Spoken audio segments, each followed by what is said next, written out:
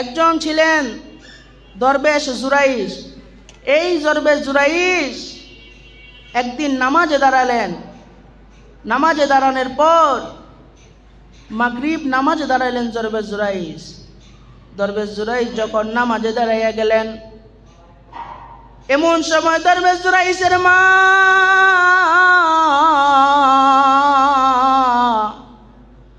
দরবেশ জুরাইশ রে ডাক দেয়, জুরাইশ।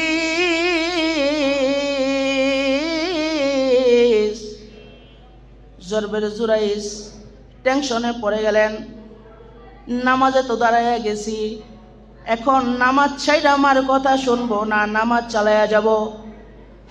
দরবেশ জুরাইশের মা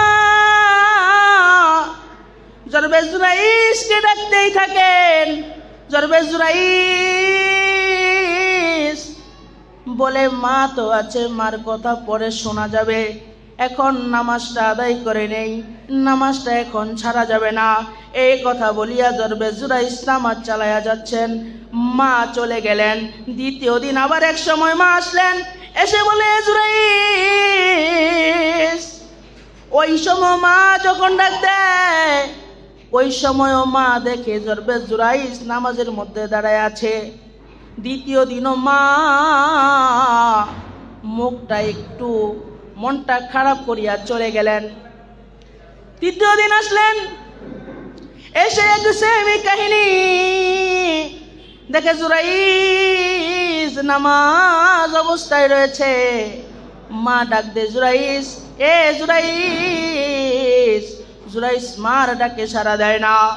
ওই সময় মা ওইখানে দাঁড়াইয়া দুই হাত তুললে আল্লাহর কাছে জুরাইশকে অভিশাপ দিয়ে গিয়েছিলেন, এ আল্লাহ, 3 দিন আসলাম, 3 দিনের একটাও ডাক আমার সাড়া দিল না জুরাইশ।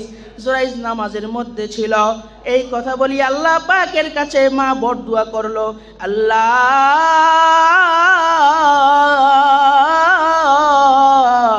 তুমি জুরাইশকে বেশ্যা মহিলার মুখ না দেখা পর্যন্ত জুরাইশের মৃত্যুর ডাক তুমি দিও না। জোরে বলো নাউজুবিল্লাহ। মান বরদুয়া লাগবে কি লাগবে না? এখন যে মারা বরদুয়া দেয়, লাগে কি লাগে না? অবশ্যই লাগে। লেগেছেন, লাগছেন এবং কিয়ামতের আগ পর্যন্ত লেগেই যাবেন। কারণ মার কথা তো বলে দিয়েছেন। সেই জন্য তো কবি বলেছেন, মা বাবারে কষ্ট দিলে নামাজ রোজা যায় বিফলে, মা বাবারে কষ্ট দিলে নামাজ রোজা যায় বিফলে। আরে মার কলজায় আঘাত দিলে খোদা সহে না, মার কলজায় আঘাত দিলে খোদা সহে না। আল্লাহ নবীজির দয়া তারা পাবে না, আরে আল্লাহ নবীজির দয়া তারা পাবে না। মা বাবার করো যতন, মা বাবা অতি আপন, মা বাবার করো যতন, মা বাবা অতি আপন। 3 কথায় সাথী পাইয়া ভুইলা যায়ও না, 3 কথায় সাথী পাইয়া ভুইলা যায়ও না। আল্লাহ নবীজির দয়া তারা পাবে না, আরে আল্লাহ নবীজির দয়া তারা পাবে না। মার সাথে বেয়াদবি করলে কি আল্লাহর রহমতের, আল্লাহ তাআলা এবং রাসূলের দয়া পাবেন? কখনোই পাবেন না। কারণ 100 পীরের চেহারা দেখলে যে সওয়াব হয়, সেই দুঃখিনী মার চেহারা একবার দেখলে ওই 100 পীরের সওয়াব তার আমল নামায় চলে যায়। বলো সুবহানাল্লাহ। সেই জন্য মা বাবার খেদমত করা দরকার আছে কি নাই? একটু আওয়াজ দিয়ে বলো, আছে কি নাই? সেই জন্য সময় পেলেই মা বাবারকে খেদমত করা, মাকে ভালোবাসা, মার চেহারা একবার দেখলে মকবুল হজের সওয়াব পাওয়া যায়। সুবহানাল্লাহ। যেখানে ছিলাম আমরা মুসলমান ভাই, 3 বারের মাথায় এসে দরবেশ জুরাইশের মা অভিশাপ দেয়, মাবুদ, বেশ্যা মহিলার চেহারা না দেখা পর্যন্ত তুমি জুরাইশের মরণ দিও না। দরবেশ জুরাইশ একটাই ছিল খানকা। এখন তো খানকা হয়, দরবার হয়। তো একটা বিশাল বড় বাগানের মধ্যে দরবেশ জুরাইশের একটা খানকা ছিল। সে ওইখানে নামাজ পড়তো, আমল করতো, আল্লাহর ইবাদত করতো। তো একদিন একটা মহিলা ওই জঙ্গলের মধ্যেই দরবেশ জুরাইশের দরবারের অনেক দূর পাশে জিনাকারী ছেলেরা ওই মহিলাটাকে জিনা গুনাহ করে, ওই মহিলাটাকে জিনা করে, ওই মহিলাটার সাথে জিনার গুনাহ করে। জিনার গুনাহকরণের পর ওই মহিলাটার পেটের মধ্যে একজন সন্তান দিয়ে দেন, নাউজুবিল্লাহ। যখন ওই মহিলার গর্ভের মধ্যে একজন সন্তান দিয়ে যায় সেই জিনাকারী ছেলেরা, তারপরে ওই মহিলা এলাকার মধ্যে ঘুরে কিছু লোক জিজ্ঞেস করে, তোমার তো স্বামী নাই, তোমার পেটের মধ্যে এটা কার সন্তান? ওই মহিলা ডাক দিয়ে বলে, আমি একদিন জঙ্গলে গেলাম, জঙ্গলে যাওয়ার পর জিনাকারী ছেলেরা আমারে জিনা করিয়া, আমার সাথে অবৈধ কাজ করিয়া আমার পেটের মধ্যে জিনাকারী সন্তান দিয়ে দেয়। ওই লোকেরা বলে, ওই লোকেরা তোমার পেটের মধ্যে জিনাকারী সন্তান দিছে, কারো কাছে বলার দরকার নাই, তুমি কাজীর কাছে গিয়া বলবা যে আমার পেটের মধ্যে সেই জঙ্গলের মধ্যে যে জরবেজ জুরাইস আছে, ওই জরবেজ জুরাইস আমার পেটের মধ্যে জিনা করিয়া সন্তান দিয়ে দিয়েছে। মায়ের বর্দা লাগছে নি? লাগছে। তারপরে ওই মহিলাকে বলে, মহিলা বলে, না না না, জরবেজ জুরাইস একজন আমলি মালিক আখলাকি মানুষ, তার কথা গিয়ে আমি মিথ্যা কথা দিয়ে তার নামে আমি অপবাদ দিতে পারবো না। ওই মহিলাটাকে ভয় দেখানো হলো, তুমি যদি না বলো তাহলে তোমার গর্দান ফালানো হবে এবং তোমার পেটের মধ্যে যে সন্তান আছে ওই সন্তানকেও মেরে ফেলা হবে। তারপরে ওই মহিলা সরার কাজীর কাছে গিয়ে বললেন, সরার কাজী, আমার পেটের মধ্যে যে সন্তান দেখতে পাচ্ছেন, এই সন্তানের বাবাকে জানেন? এই সন্তানের বাবা হলো সেই জঙ্গলের দরবেশ জুরাইস।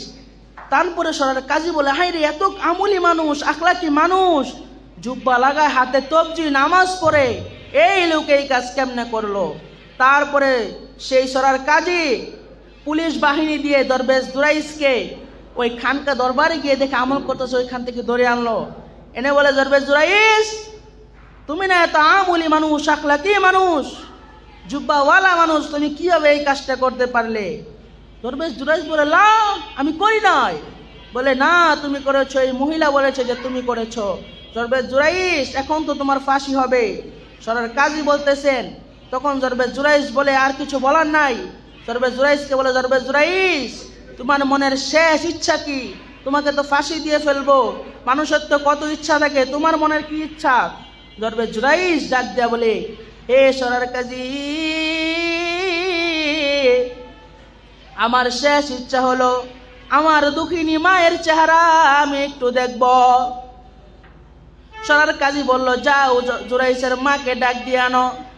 তারপরে জুরাইসের মাকে ডাক দিয়ে আনা হলো। তারপরে জুরাইসের মাকে বলে, দুঃখিনী মা,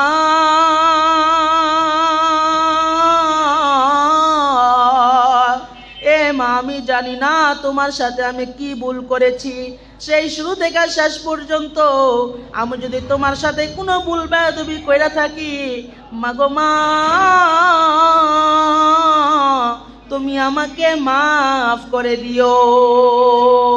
আচ্ছা, আমরা যদি মার কাছে মাফ চাই, মা কি মাফ করে না? করে না?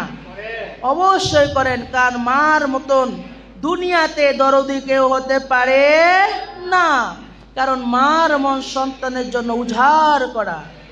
তারপর মা দিলেন মাফ করে। মা যখন মাফ করে দিলেন, আল্লাহ তাআলার পক্ষ থেকে দরবেশ জুরাইসের কাছে একটা আসলেন, ওহী নাজিল হলেন মনের মধ্যে, আমুল আখলাকি একটা ওহী এসে পড়লেন। তারপরে দরবেশ জুরাইস সরার কাজীকে মাথা কাটিয়ে বলেন যে, সরার কাজী, আমি আপনাকে একটা কথা বলবো, এই কথা বলার পরে যদি এটা হয় তারপরে আপনি আমাকে ফাঁসি দিয়েন। পরে বললেন যে, কি এমন কি বলবো, আমাকে বলো। তারপরে বললেন যে, এই মহিলার পেটে যে সন্তান, ওই সন্তান যেই পর্যন্ত দুনিয়াতে না আসবেন ওই পর্যন্ত আমার ফাঁসি দিবেন না। ওই সন্তান দুনিয়াতে এসে বলবে, এই সন্তান কার সন্তান? যদি বলে আমার সন্তান, তাহলে আমি হাসি মুখে আমার ফাঁসি আমি অ্যাকসেপ্ট করে নেব। আর যদি সে বলে অন্য কারো সন্তান, তাহলে তো আমাকে মাফ করে দেওয়াই হবে। তারপরে সেই কাজী কথা মেনে গেলেন। তারপরে মানান পরে তারপরে ওই সন্তান হওয়ার আগ পর্যন্ত জুরাইজকে জেলখানায় বন্ধ করা হলো। তারপরে যখন ওই মহিলার সন্তান হলেন, তারপরে জরবে জুরাইজ কানা হলো, 2 দিনের বাচ্চা। জরবে জুরাইজ হাতে নেওয়ার পরে এখন মানুষ বলতেছেন, বাকি সাহাবীরা বলতেছেন, মানুষ বলতেছেন যে জরবে জুরাইজ আসলে একটা পাগল, জিনার সাথে সে পাগল হয়ে গেছেন। এখন যদি আল্লাহ কথা বলাইতে পারে 2 দিনের শিশুকে, আমি আর আপনি কি আটকা রাখতে পারবো? কখনোই পারবো না।